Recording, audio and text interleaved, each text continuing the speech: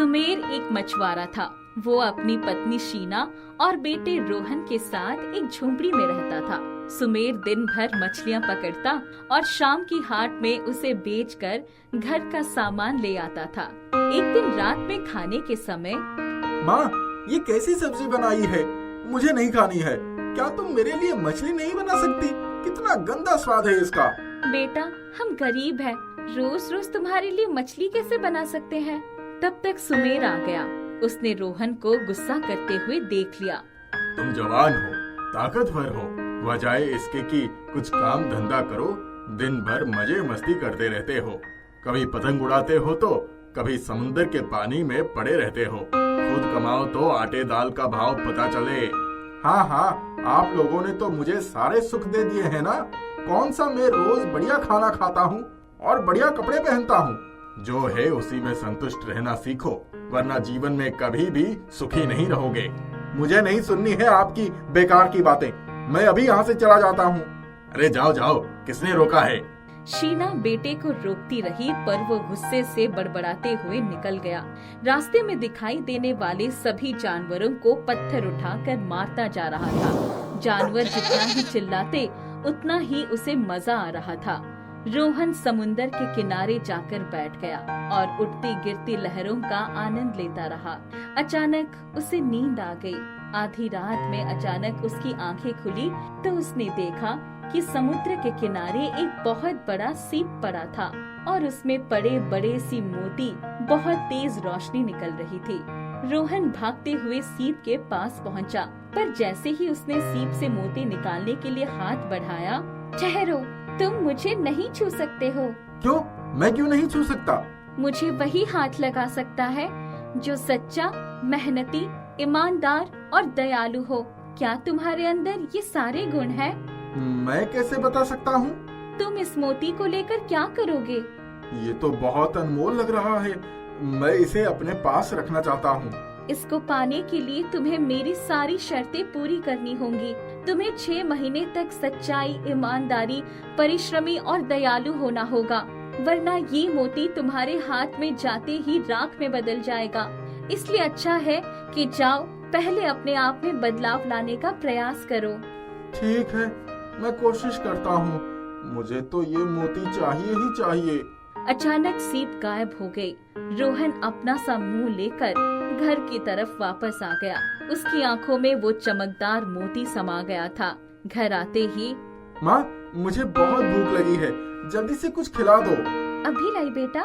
शीना उसके लिए रोटी और सब्जी लेकर आई। उसे बिना कुछ कहे पूरा खाना खा लिया। लगता है आज मेरे रोहन को बहुत भूख लगी है। माँ, अब मैं तुझे कभी परेशान नहीं करूँगा। अचानक इतना बदलाव कैसे आ गया? माँ, मैं बापू के पास जाकर उनकी मदद करता हूँ। जाओ, तुम्हारे बापू तुम्हें वहाँ देखकर बहुत खुश होंगे। रोहन समुंदर के किनारे चला गया और, बापू, तुम आराम करो, आज मैं मछलियाँ पकड़ता हूँ। है? मैं कोई ख्वाब तो नहीं देख रहा हूँ। नहीं बापू, मैं सच कह रहा हूँ। सुमेर पेड़ के नीचे जाकर बैठ गया। रोहन ने बड़े आराम से जाल डाला और बहुत सारी मछलियाँ पकड़ी। जब सुमेर ने देखा तो, अरे बेटा, तुमने तो कमाल कर दिया। इतनी मछलियों से तो आज बहुत पैसे मिल जाएंगे। बापू, आज मैं भी चलूं तुम्हारे साथ? ये भी कोई पूछने की बात है? मेरी मदद ही हो जाएगी। दोनों बाजार गए उस दिन। काफी अच्छी कमाई हो गई। जा बेटा, अपनी पसंद की कोई चीज खा ले। रोहन पैसे लेकर गया और अपनी माँ के लिए साड़ी खरीद लाया। जब बापू के साथ घर आया तो, माँ, ये देख, मैं तेरे लिए क्या लाया हूँ। माँ ने पैकेट खोलकर देखा तो उसकी आंखों से आंसू गिरने लगे। माँ, तू रो क्यों रही है? मैंने सोचा भी नहीं था कि मेरा बेटा इतना ख्याल रखेगा। रोहन को उस दिन बहुत अच्छा लगा। दूसरे दिन जब वो समुंदर के किनारे जा रहा था, तब उसने देखा कि एक शरारती बच्चे ने एक कुत्ते को डंडे से मार दिया था और उसकी टांगों से खून बह रहा था। क्यों बेजुबान पशु को मारते हो? मेरी मर्जी, मैं चाहे जो करूं, तुम्हें उससे क्या लेना देना? रोहन कुछ बोला नहीं। उसने कुत्ते के बच्चे को गोद में उठा लिया और उसका घाव साफ कर दिया। फिर उसको अस्पताल ले जाकर पट्टी बंधवा दी। 2 दिन में ही मुझ में कितना बदलाव आ गया है। अभी तो 6 महीने का समय है मेरे पास। रोहन समुंदर के किनारे बापू के पास जाकर मछलियां पकड़ने लगा, बल्कि उसने समुंदर की गहराई में जाकर जाल डाल दिया। समुंदर की गहराई से तो उसकी पुरानी दोस्ती थी। उस दिन भी उसके जाल में बड़ी बड़ी मछलियां फंसी। बापू ये लो, आज तो हमारी किस्मत चमक गई। बहुत बड़ी मछली पकड़ ली है मैंने। इतनी बड़ी मछली देखकर सुमेर की तो बांछें खिल गई। वाह बेटा वाह, तुमने तो कमाल कर दिया। रोहन और सुमेर बाजार गए तो मछलियां बहुत अच्छे दाम में बिकी। बापू हम एक और जाल क्यों नहीं खरीद लेते? अगर तुम रोज मछलियाँ पकड़ने आओगे तब खरीद लेते हैं। बापू मैं सही में रोज आपके साथ आऊंगा। दोनों ने एक और जाल खरीद लिया। रोहन अब रोज मछलियां पकड़ने के लिए आने लगा था। उसको बहुत अच्छा लगता था। धीरे धीरे 6 महीने बीत गए। उसे मोती वाली बात याद ही नहीं रही। एक दिन वो देर रात तक समुंदर के किनारे बैठा रहा। तभी अचानक पानी की लहरों में बहते हुए वो सीप उसके पास आ गया। अरे रोहन, तुम तो हमें बिल्कुल भूल ही गए। नहीं नहीं, मैं भूला नहीं हूँ, बस तुम्हारी कहीं शर्तों को पूरा करने में लगा हुआ हूँ। वो तो मैं देख ही रही हूँ। तुम तो बहुत बदल गए हो। अब तो तुम्हारे माता पिता भी तुमसे बहुत खुश हैं। हाँ, मुझे भी बहुत अच्छा लगता है। अब मैं तुम्हारे साथ चलने को तैयार हूँ। चलो। रोहन ने जैसे ही सीप से मोती निकालने के लिए हाथ बढ़ाया, वो मोती एक खूबसूरत लड़की में बदल गई। अरे मोती कहाँ गया? ये देखो मेरे गले में। रोहन की आंखें मोती की चमक सी चौंधिया गई। ओह, ये तो बहुत खूबसूरत है। क्या आप मुझे ये मोती देंगी? रोहन, तुम मुझसे शादी करोगे? क्या? मेरा नाम पूर्णिमा है। मैं इस सीप में बहुत सालों से बंद हूँ। हर पूर्णिमा की रात में समुंदर से बाहर आती हूँ। हर व्यक्ति सिर्फ मोती पाना चाहता है, पर अपने आप को बदलना नहीं चाहता। इसलिए मुझे कोई पसंद नहीं आया। तुम पहले व्यक्ति हो जिसने मोती पाने के लिए अपने आप को पूरी तरह से बदल दिया, और अब यही तुम्हारी आदत बन गई। इसलिए तुम मुझे बहुत पसंद हो। हमारे पास तो घर भी नहीं है, मैं तुम्हें कहाँ रखूंगा? तुम इसकी चिंता मत करो, पहले तुम हाँ तो करो। मैं अपने माता पिता से पूछकर कल तुम्हें बताता हूँ। मैं फिर आऊंगी, तब तक तुम ये मोती अपने पास रखो। नहीं नहीं, अब मुझे इस मोती की चाहत नहीं है। इसे अपने गले में ही पहने रहो। मैं तुम्हारे साथ ही रहना चाहता हूँ। थोड़ी देर में पूर्णिमा सीप में जाकर बंद हो गई और अदृश्य हो गई। रोहन जैसे सोते से जागा। वो घर की तरफ भागा। घर पहुंचकर देखा कि उसका घर आलीशान कोठी में बदल गया है। चारों तरफ झिलमिलाती रोशनी है। जब वो अंदर गया तो माँ, ये सब क्या है? मुझे पूर्णिमा ने सब कुछ बता दिया। कल तुम्हारी शादी पूर्णिमा के साथ बड़ी धूमधाम से कर दी जाएगी। माँ, हमारे पास इतने पैसे कहाँ से आए? जिस लड़की ने तुझे पसंद किया है वो एक परी है। मेरे बेटे की किस्मत खुल गई। रोहन माँ के गले लग गया। माँ, सचमुच अगर मुझे वो मोती ना मिलता तो मैं कभी अपने आप को नहीं बदल पाता। चलो सो जाओ, सुबह बहुत काम करने हैं। दूसरे दिन दोनों की शादी बड़ी धूमधाम सी हो गई। रोहन और पूर्णिमा ने पूरा जीवन खुशी खुशी बिताया। अब रोहन एक सच्चा, ईमानदार और दयालु इंसान बन गया था। राधा अपने माता पिता की इकलौती संतान थी। वह अपने परिवार के साथ रहती थी। उसके पिता हमेशा भगवान के भरोसे रहा करते थे। अगर कुछ काम नहीं होता तो यह कहते थे, जैसी ईश्वर की इच्छा। एक बार गरीबी के चलते बहुत सारा कर्ज हो गया। तब उसकी बेटी ने कहा, आप कुछ काम क्यों नहीं करते? हमारे ऊपर इसी वजह से कितना सारा कर्ज हो गया है। ये सब ईश्वर की इच्छा है। ईश्वर की इच्छा के आगे भला किसकी चली है? अगर ईश्वर चाहेगा तो ये कर्ज निपट जाएगा। पिताजी, जब तक आप खुद कुछ नहीं करेंगे, कोई कोशिश नहीं करेंगे, तब तक ईश्वर आपकी सहायता कैसे करेगा? एक बार राधा और उसकी माता सुमन ने सोचा कि इस तरह से तो घर का गुजारा नहीं चल सकता। एक काम करते हैं, हम टोकरी बनाकर उसे सजाने का काम शुरू करते हैं। ठीक है बेटा, और तुम्हारे पिता तो ईश्वर के भरोसे ही बैठे हैं। राधा टोकरी बनाकर उसे सजाकर बेचने का काम शुरू करती है। एक बार पड़ोस में रहने वाली एक बुढ़िया आती है। बेटा, मेरी बेटी की शादी है, मुझे कुछ टोकरियों की जरूरत है। ठीक है माँ जी, आप टोकरी ले लेना। कितनी चाहिए? पर बेटा, मेरे पास पैसे नहीं हैं।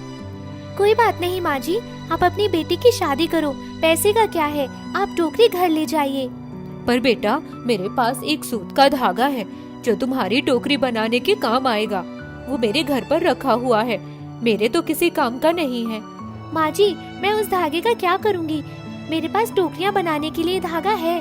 कोई बात नहीं बेटा, तुम उस धागे को भी यूज कर लेना, वह धागा तुम्हारी टोकरियों को मजबूत कर देगा। ठीक है माँ जी, आप मुझे वो धागा दे दीजिएगा। राधा धागा को ले लेती है। एक रात राधा टोकरी बना रही थी, उसे नींद आने लगती है। कुछ टोकरियाँ बची हैं, इनको सुबह बना लूंगी, अभी तो मुझे बहुत जोरों की नींद आ रही है। राधा टोकरियों को छोड़कर सोने चली जाती है। जब सुबह उठती है तो देखती है सारी टोकरियाँ अच्छी तरह से बनकर सजी हुई हैं। अरे वाह, यह टोकरी तो बहुत अच्छी तरह से बना दी माँ ने। माँ, मुझे कुछ काम ना करना पड़े, इसीलिए सुबह सुबह टोकरी बनाकर रख देती है। अब सुमन और राधा टोकरी बेचने के लिए बाजार जाते हैं। तभी उन्हें नदी में एक बच्चा डूबता हुआ दिखाई देता है। राधा बिना सोचे समझे हाथ में टोकरी रखकर नदी में फेंक देती है और चिल्लाती है, इसके ऊपर चढ़ जाओ, ये तुम्हें डूबने से बचाएगा। तभी राधा और सुमन देखते हैं कि टोकरी की जगह एक लकड़ी का फट्टा नदी में तैर रहा होता है और वह बच्चा उस फट्टे पर चढ़कर तैरता हुआ किनारे आ जाता है। आपका बहुत बहुत धन्यवाद, आपने मेरी जान बचाई। वो तो सब ठीक है, पर ये लकड़ी का फट्टा कहाँ से आया? हमारी टोकरी डूब गई होगी और फट्टा तैरता हुआ आ गया होगा। बेकार के वहम में क्यों पड़ना, शुक्र मनाओ कि बच्चे की जान बच गई। और दोनों टोकरी बेचने के लिए बाजार की तरफ चल पड़ते हैं और आज और भी दिनों से ज्यादा दाम में टोकरी बिकती है। माँ, आज तो टोकरियों के दाम ज्यादा मिले हैं, इससे पहले ज्यादा दाम नहीं मिले थे। हाँ, तू सही कह रही है, तूने इतनी अच्छी टोकरियाँ जो बनाई हैं, वह तो ज्यादा दाम में ही बिकनी थी। यह सब तेरी मेहनत है। पर माँ, यह टोकरी मैंने नहीं, आपने बनाई है। मैं जब सुबह उठी तो मुझे यह टोकरी बनी हुई दिखी थी और बहुत सुंदर तरीके से बनी हुई थी। नहीं नहीं, मैंने कोई टोकरी नहीं बनाई, मुझे इतना वक्त कहाँ। यह टोकरी तूने बनाई है और तू भूल गई। राधा के मन में उथल पुथल मच जाती है और वह सर पकड़कर सोचने लगती है, आखिर टोकरियों का राज क्या है? यह टोकरी मैंने फेंकी तो फट्टा बन गया और टोकरी अपने से और इतनी मजबूत बनी है कि फटाफट बिक भी गई। कहीं ये सब जादू की वजह से तो नहीं हो रहा है? शायद जो बूढ़ी माँ सूत का धागा देकर गई थी, कहीं यह उसी का चमत्कार तो नहीं? कहीं वह धागा जादुई तो नहीं? राधा अपनी माँ को आवाज लगाती है और सुमन को सारी बातें बताती है और कहती है कि वह धागा जादुई है। सुमन उसकी बातों पर विश्वास नहीं करती। अगर माँ, आपको मेरी बातों पर विश्वास नहीं होता तो आप देखिए, मैं टोकरी में बहुत सारे पत्थर भरूंगी और टोकरी ना ही टूटेगी ना ही मुड़ेगी, तो हुई ना जादुई, और ये पानी में भी नहीं गलेगी। और राधा और सुमन को सारी चीजें करके दिखाती है। फिर सुमन को उसकी बातों पर भरोसा होता है। अब वह सूत के धागे से टोकरियों का व्यापार बढ़ाने लगती है और उसके घर के हालात सुधरने लगते हैं। बेटा, अब तो हमारे घर के हालात सुधर गए हैं। यह सब तेरी ईमानदारी और सच्चाई का नतीजा है। जो आज हम इस मोड़ पर हैं, सब ठीक हो गया है। उधर उनका एक पड़ोसी सेठ, जो उनकी कामयाबी से जलता था, वह सोचने लगता है कि आखिर इनके पास इतने पैसे कहाँ से आ रहे हैं। सुमन और राधा ने ऐसा क्या कर दिया कि आज उनके वारे न्यारे हो रहे हैं? इसका तो मुझे पता लगाना ही पड़ेगा। सेठ हमीरचंद उन्हें बहला फुसलाकर पूछता है, हमीरचंद, ऐसा क्या है कि तुम दिन भर दिन अमीर होते जा रहे हो? क्या तुम्हारी कोई लॉटरी लग गई है या जादू की छड़ी है तुम्हारे पास? हमारे पास एक जादुई धागा है जो सब सही कर देता है, कोई भी बिगड़ा काम को सुधार देता है। हमीरचंद, अगर तुमने मुझे वो धागा ला कर दिया तो मैं तुम्हें मालामाल कर दूंगा। तुम्हें कोई मेहनत करने की जरूरत नहीं होगी। हमीरचंद लालच में आकर हाँ कह देता है और उसको चुराने के लिए चल देता है। सही है ना? इस धागे से मेरी बेटी को मेहनत करनी पड़ रही है और सेठ मुझे बिना मेहनत के पैसा दे रहा है, तो ये भी भगवान की ही इच्छा होगी। इसको चुराकर मैं सेठ को दे देता हूँ, जिससे हमें बिना मेहनत के पैसे मिल जाएंगे। जैसे ही वह धागे को हाथ लगाता है, उससे आवाज आती है, पापा मुझे बचाओ, पापा मुझे बचाओ, मैं कुएं में गिर गई हूँ। अभी आता हूँ, अभी आता हूँ। और उसे बचाने की कोशिश करता है और उसके पास कुछ भी नहीं होता। तभी उसे जादुई धागे का ख्याल आता है और वह उसे लेकर वहाँ आता है। धागे, ओ धागे, सच में मेरी बेटी ने तुझसे जादू बताया है। आज मेरी बेटी मुसीबत में है, उसकी मदद करो। यह कहकर धागे को कुएं में डालता है। धागा और मजबूत बन जाता है। राधा धागे को पकड़कर कुएं के ऊपर आती है और अमीर चंद को अपनी गलती का एहसास होता है और वह कहता है, धागे, सूत के धागे, मुझे माफ कर दो। मैंने तुम्हें लालच में आकर चुराने की कोशिश की और तुमने मेरी बेटी की रक्षा की। आज के बाद कोई तुम्हें मुझसे दूर नहीं कर सकता। अब राधा का परिवार बहुत सी टोकरियां बनाकर बेचता है और जरूरतमंदों की सहायता भी करता है। इसी तरह वे अपने जीवन में खुशहाल तरीके से जीने लगते हैं।